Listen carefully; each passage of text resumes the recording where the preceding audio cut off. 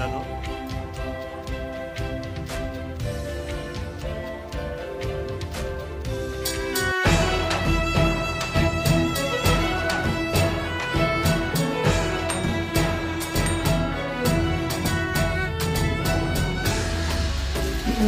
नमस्कार मित्रांनो, मी प्रवीण मारिक आणि पुन्हा एकदा स्वागत करतो आपल्या चॅनलच्या एका नव्या व्हिडिओमध्ये. तर आज तारीख आहे 26 मे.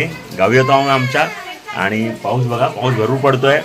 पावसाळा मेमध्ये अक्षरशः जून जुलैचा वातावरण करून ठेवलेलं आहे, पण तरी अशा पावसामध्ये आम्ही चाललेलो आहोत अंजरला कड्यावरच्या गणपतीचे दर्शनाला.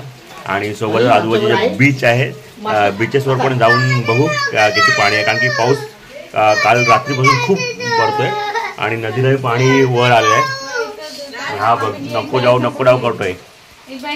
चला आपण तयार झाले, सगळे तयार झालेले आहेत आणि आम्ही चाललो सतीशच्या गाडीमध्ये. सतीश गाडी घेऊन तिथे उभा आहे आणि बघू आता पावसाचं वातावरण खूप आहे, कसं जमतं बघू. आता प्रयत्न तर करतोय पावसामध्ये बीचेस वगैरे जाण्याचा प्रयत्न करू, पण मला वाटत नाही कारण की पाऊस खूपच जास्त पडतोय. तरी वेगळ्या प्रकारची मजा घेण्याचा आम्ही प्रयत्न करणार आहोत आणि तीच मजा मी तुम्हाला देण्याचा प्रयत्न करणार आहे. त्यामुळे हा व्हिडिओ पूर्ण बघा, व्हिडिओ आवडल्यास लाईक जरूर करा आणि चॅनल नवीन असाल तर सबस्क्राईब करायला विसरू नका. मी पुढे बसू काय? पुढे बसू रोज अंदर. हा नाही आम्ही बसू ना. हा आपल्याला होणार जागा.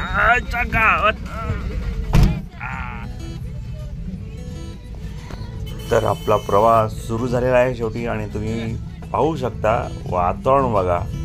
तुम्हाला वाटतंय का हा मे महिना आहे? अशा प्रकारचा पाऊस मे महिन्यात कधीच झालेला नाही आहे, हिस्ट्री म्हणावी लागेल.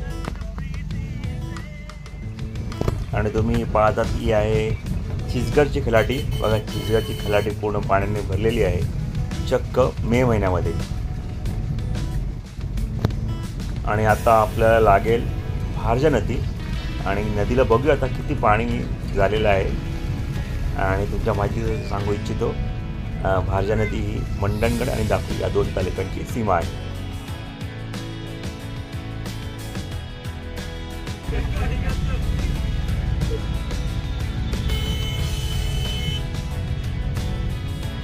बघा दरड वगैरे कोसळलेले आहेत, इतका पाऊस झालेला आहे. मागच्या 2-3 दिवस खूप पाऊस पडतो इकडे.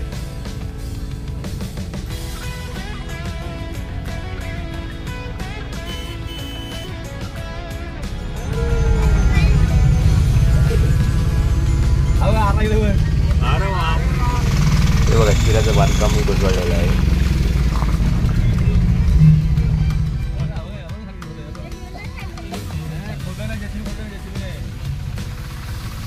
तुम्हाला नक्कीच वाटत असेल की जून किंवा जुलै महिन्यामध्ये आम्ही हा प्रवास करतोय, पण तसं नाही आहे. हा प्रवास आम्ही मे महिन्यातच करतोय. सोबत आपल्या भारजा नदी आहे बाजूला.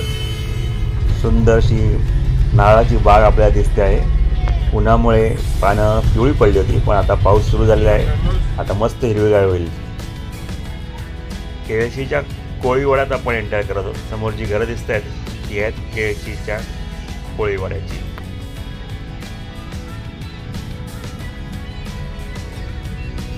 समोर जे कातळ दिसते तुम्हाला, मे महिन्यामध्ये या कातळावर सुकट घातली जाते या समोरच्याही. पण या वर्षीच्या मे महिन्यांमध्ये पूर्णपणे वातावरण बदललेलं आहे, लोकांचं बरंच नुकसान झालेलं आहे.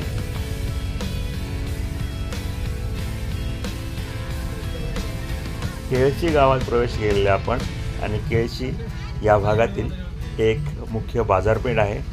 त्याशिवाय या गावाला सुंदर असा समुद्रकिनारा लागलेला आहे. बीचवर जाण्याचा हा मार्ग आहे उजवीकडे, त्यामुळे एक टुरिस्ट प्लेस म्हणून फेमस आहे. त्याशिवाय या गावातील घरे तुम्ही पाहू शकता, एखाद्या टाईम कॅप्सूलप्रमाणे जुन्या पुरातन काळातली आहेत. त्याशिवाय काही नवीन घरेही तुम्ही पाहू शकता या आजूमध्ये, पण बरीच घरे ही जुन्या पद्धतीची आहेत. खास करून या जुन्या घरांची जे दरवाजे तुम्ही पाहू शकता, हे लाकडी दरवाजे हे तुम्हाला पुरातन काळात घेऊन जातात. त्याशिवाय केळशीमध्ये महालक्ष्मीचं मंदिर खूप प्रसिद्ध आहे. त्याशिवाय याकूबाबाचा दर्गाही खूप प्रसिद्ध आहे इथला. कधीतरी तिकडे तुम्हाला टूर नक्की घडवेन. आणि हा आहे केळशीचा मुख्य चौक. उजवीकडे हा रस्ता गेला, हा गेला केळशी मच्छी मार्केटकडे. केळशी सोडलेले आपण आणि आता आपण पोहोचलेलो आहोत उत्तंबरमध्ये. हे उजवीकडे आहे उत्तंबर आणि हा समोर आहे उत्तंबर आडे खाडी ब्रिज. आणि उजवीकडे जो तुम्हाला गाव दिसतंय ते आहे आडे गाव आणि हा डावीकडे सुंदर अशी खाडी आहे. आणि बघा मस्त गाव दिसतंय, समुद्राला एकदम लागूनच आहे, खाडीला लागूनच आहे आडे. आडे गावाचं नाव आहे आडे. आडेची हद्द ओलांडून आपण आता आंजर्ल्याच्या हद्दीमध्ये आलेलो आहोत. आणि आपले सुरुवातीलाच आपण या समुद्री मार्गाने चाललेलो आहोत. बाजूला सुंदर असा समुद्र आहे, विशाल असा समुद्र आपल्या बाजूला दिसतोय आणि त्याच्या लागूनच हा रस्ता आहे. हाच रस्ता पुढे समुद्री महामार्ग म्हणून डेव्हलप होणार आहे. आणि त्यामुळे खूप पर्यटनाच्या दृष्टीने खूप महत्त्व या भागाला प्राप्त होणार आहे. आणि जमलं तर परत येताना या बीचवर थांबून इथल्या लाटांचा, समुद्राचा आस्वाद घेण्याचा, आनंद घेण्याचा प्रयत्न नक्की करू आपण.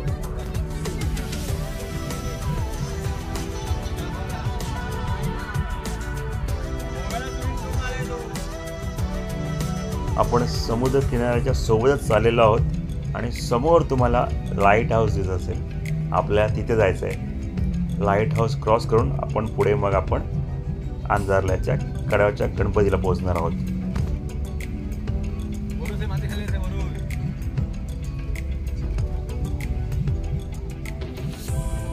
हे बघा, अशा प्रकारचे रिसॉर्ट्स किंवा होमस्टेज आंजर्ल्यामध्ये डेव्हलप होत आहेत, कारण की हळूहळू टुरिझम या भागात वाढत आहे. पुन्हा बीच लागलेले आपल्याला आणि समोर चिखल बघा रस्त्यामध्ये, कसं जाता येणार आता, खूपच जास्त चिखल आहे. समोर गाडी पण थांबलेली आहे, ते पण यायला घाबरत आहे तिकडे. चिखलातून आपण कशी बटशी वाट काढत आपण पुढे निघालेलो आहोत आणि आत्ता आपण पोचलो आहोत लाईट हाऊसजवळ. आणि खाली बघा गार्डनही आहे, लहान मुलांसाठी खेळण्याची व्यवस्था इथे करण्यात आली आहे. त्यामुळे काही वेळ थांबून इथे आपण लहानग्यांना आनंद देऊ शकतो. तर फायनली आपण आता कड्यावरच्या गणपतीजवळ पोचलेलो आहोत.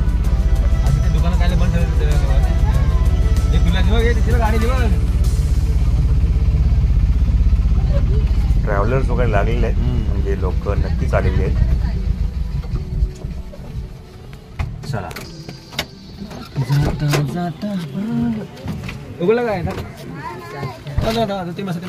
हां, तर आपण कड्यावरच्या गणपती येथे पोचलेलो आणि तिथे दुकानं बंद आहेत सगळी. माहीत नाही, सोमवार आहे म्हणून बंद आहेत की दुसऱ्या काही कारणासाठी. रस्त्यात मागे येताना एका ठिकाणी मयत झालं होतं, तर त्यासाठी जाऊ शकतं. पाऊस पुन्हा सुरू झालेला आहे, पण दर्शनापासून आपल्याला तो रोखू शकणार नाही. बाहेरूनच आपल्याला मंदिराचं घुमट दिसू लागतं आणि मंदिराच्या घुमटाची सुंदरता पाहून आपलं मन प्रसन्न होतं.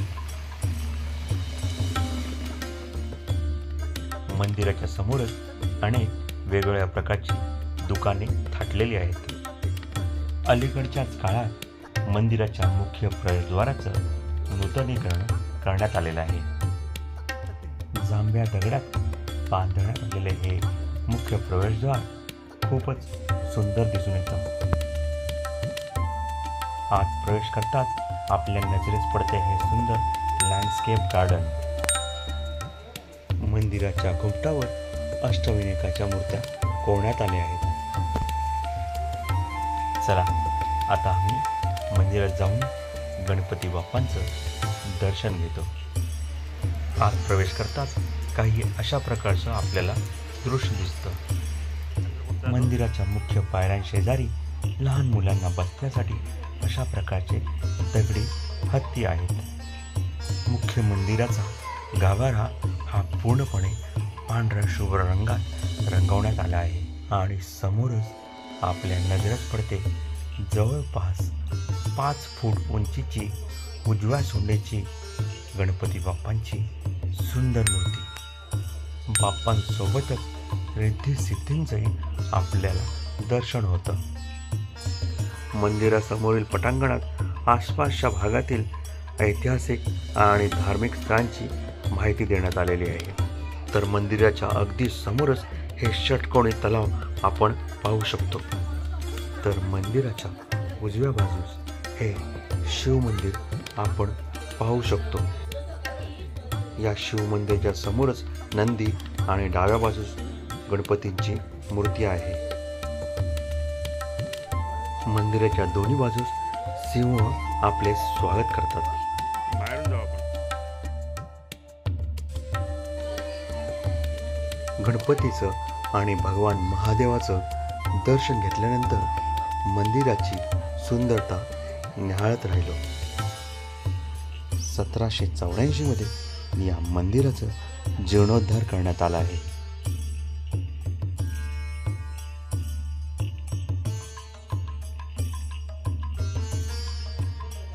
तर मंदिराच्या मागच्या बाजूस भक्त निवासही बांधण्यात आला आहे.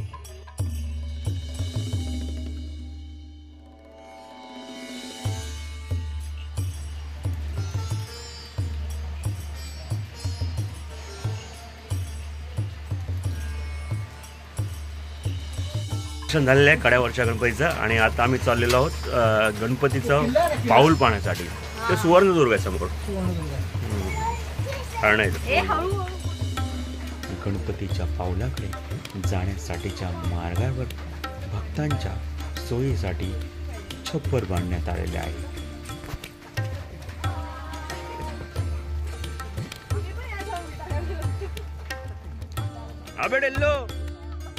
पाऊस आलेला आहे आणि समोरच आपल्याला अंधारल्याचा विशाल असा समुद्र किनारा आणि नारळाची बाग दिसत असेल.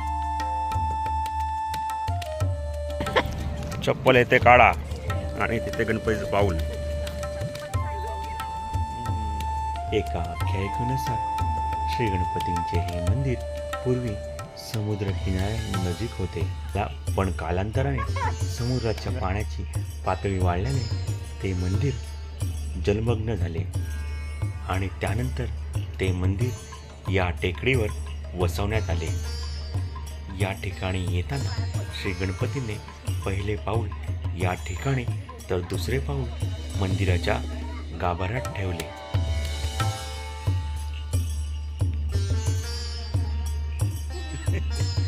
अंगात आले पडते टाकले. अरे बापरे, छत्री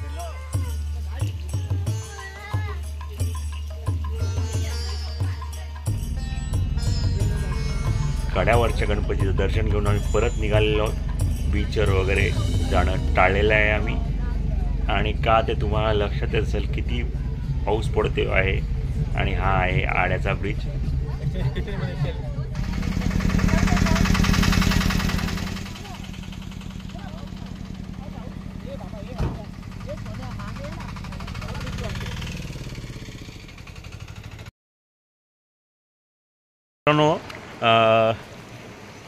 कड्यावरच्या गणपती दर्शन करायला आलेलो आहोत.